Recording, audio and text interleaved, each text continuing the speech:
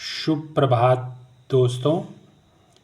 आज हम हिंदी रीडिंग में कहानी पढ़ने वाले हैं राजगुरु का दाव।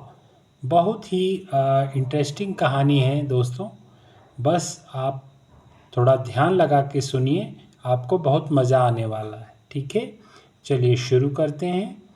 महाराज के दरबारियों में यूं तो तेनालीराम से जलने वालों की कमी नहीं थी, मगर राजगुरु तेनालीराम से कुछ अधिक ही खफा थे। खास तौर पर उस दिन से जब से उसने अन्य 107 ब्राह्मणों के साथ उसे भी अपने नौकरों से दगवा दिया था। वह अक्सर यही सोचते रहते कि तेनालीराम को राजमहल से किस प्रकार निकलवाया जाए या किस युक्ति से उसे महाराज की नज़रों से गिराया जाए। चलिए दोस्तों, देखते हैं कि आगे क्या होता है। देखिए, आखिर एक दिन राजगुरु को एक युक्ति सूझ ही गई। उन दिनों महारानी का निकम्मा और मूर्ख भाई विजयनगर आया हुआ था। राजगुरु ने एक दिन उसे पकड़कर भड़काया कि तेनालीराम बेकार ही महाराज की नज़रों में इतना चढ़ा हुआ है, ना उसमें कोई खास योग्यता है और ना ही गुण। जिस सम्मानित पद पर वो तेनालीराम है, उस पर तो आप जैसे सुयोग्य व्यक्ति को होना चाहिए। महारानी के मूर्ख भाई के दिमाग में यह बात गहरे तक बैठ गई कि मैं तेनालीराम से अधिक सुयोग्य हूँ। अतः अपनी बात लेकर वह महारानी के पास जा पहुँचा। महारानी ने उसे बहुत समझाया कि तेनालीराम बहुत योग्य व्यक्ति है तथा वह एक ही दिन में उस पद पर नहीं पहुँचा, बल्कि इस सम्मान को पाने के लिए उसने बड़े बड़े कार्य किए हैं, लेकिन उस मूढ़ बुद्धि से ने ना मानना था ना माना। ठीक है, जो महारानी का जो भाई था वो मूर्ख था, तो राजगुरु को अवसर मिल गया तेनालीराम को नीचा दिखाने के लिए। आगे देखते हैं दोस्तों। वह अपनी ही हाके जा रहा था, चाहे कुछ भी हो उस पर मुझे विराजित होना है। तेनालीराम को महल से निकालना ही होगा और यह काम केवल आप ही कर सकती हैं। महारानी तेनालीराम की बड़ी इज्जत करती थी, लेकिन भाई तो भाई था, उसका मान भी रखना था।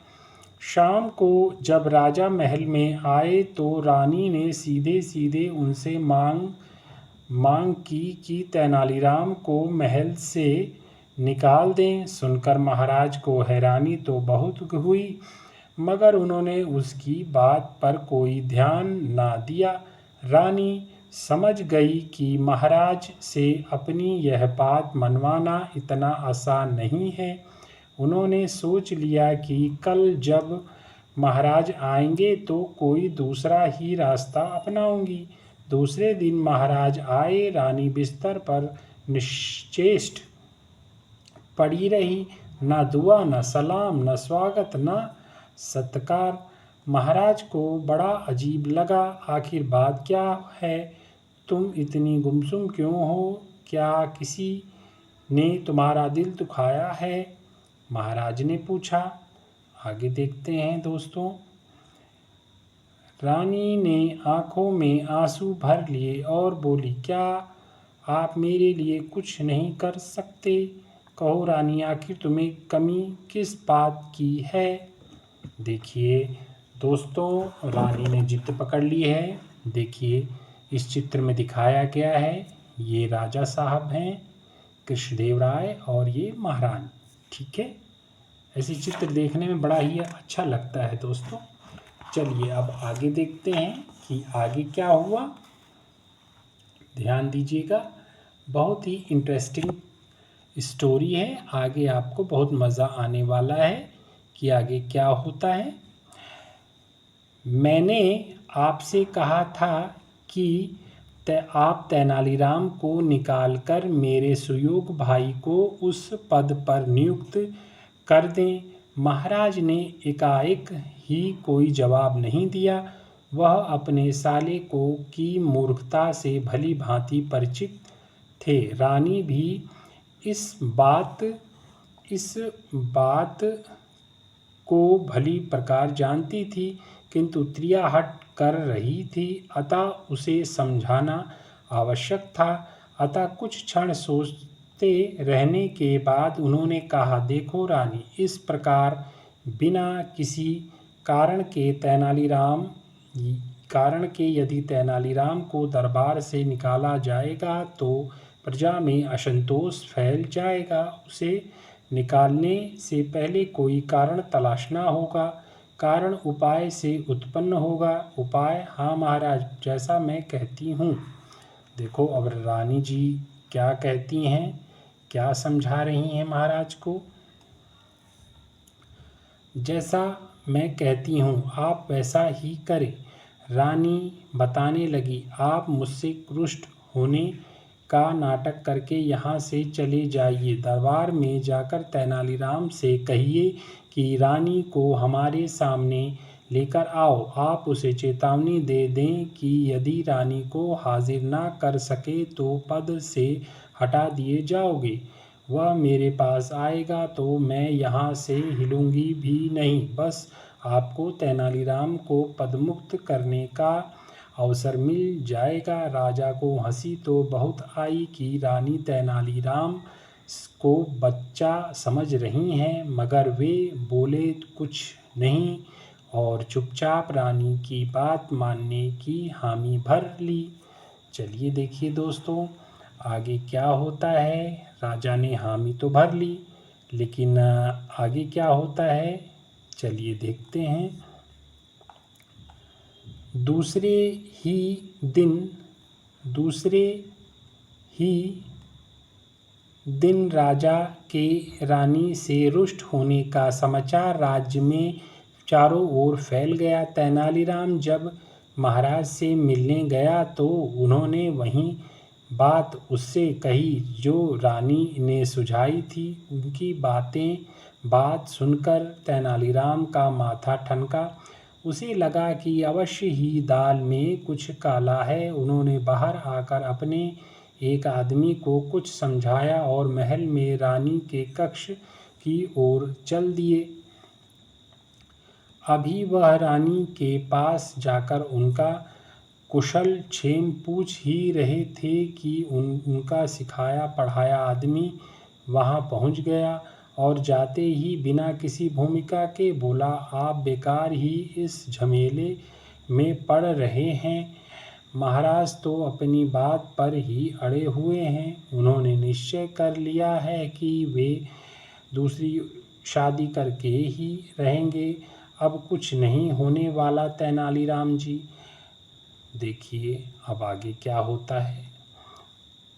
ओह, तेनालीराम के मुंह से अफसोसनाक स्वर निकला। उन्होंने चेहरे पर ऐसी गंभीरता उभर आई मानो सब कुछ बर्बाद हो गया हो। रानी का दिल धड़का। वह सोचने लगी कि कहीं महाराज सचमुच ही तो मुझसे रुष्ट नहीं हो गए, वरना वह यह दूसरी शादी का क्या चक्कर है। उन्होंने तेनालीराम से पूछा। देखिए तेनालीराम से पूछा, बात यह है महारानी साहिबा कि महाराज आपसे बहुत खफा हैं। आखिर आपने उन्हें ऐसा क्या कर दिया जो बात यहाँ तक पहुँच गई। उनका तो कहना है कि उन्हें राजकाज में किसी की भी दखल अंदाजी पसंद नहीं है। शायद आपकी किसी मांग के कारण ही वह कोफ्त हैं। और दूसरा विवाह करने का मन बना चुके हैं। देखिए दोस्तों, राजा ने कैसी युक्ति लगाई तेनालीराम जी ने। चलिए आगे देखते हैं कि क्या होता है। नहीं नहीं महाराज, ऐसा नहीं कर सकते, हम उन्हें समझाएंगे तेनालीराम जी और आश्वासन देंगे कि भविष्य में हम राजकाज के किसी भी मामले में दखल नहीं देंगे। आप हमें तुरंत उनके पास लेकर चलिए। तेनालीराम तो थे ही इस अवसर की ताक में, फौरन रानी को लेकर जा पहुँचे महाराज के सम्मुख। तेनालीराम ने रास्ते में ही उसे पट्टी पढ़ा दी थी कि महाराज के सम्मुख जाकर क्या करना है। अतः रानी ने जाते ही महाराज से क्षमा मांगी और बोली, महाराज अब मैं राज्य के किसी कार्य में दखल नहीं दूंगी, क्षमा कर दें। महाराज हैरान थे, क्या कहानी है। कहाँ तो रानी वहाँ से ना हिलने की प्रतिज्ञा कर बैठी थी और कहाँ अब तेनालीराम के साथ ना केवल दौड़ी चली आई है बल्कि क्षमा मांग रही है। वे बोले, प्रिय, लगता है तेनालीराम ने तुम्हें मूर्ख बना दिया है। देखिए, अब वो कह रहे हैं राजा कि तेनालीराम तुम्हें मूर्ख बना दिया है। ऐसा मत कहिए महाराज, तेनालीराम तो हमारा झगड़ा बिटाने की कोशिश कर रहे हैं। मैं बेचारे को व्यर्थ ही महल से निकलवाना चाहती थी। अब आप अब तो दूसरी शादी नहीं करेंगे ना। देखिए कितना सुंदर चित्र है। देखिए कृष्णदेव राय महाराज जी बैठे हैं, तेनालीराम जी हैं और ये महारानी।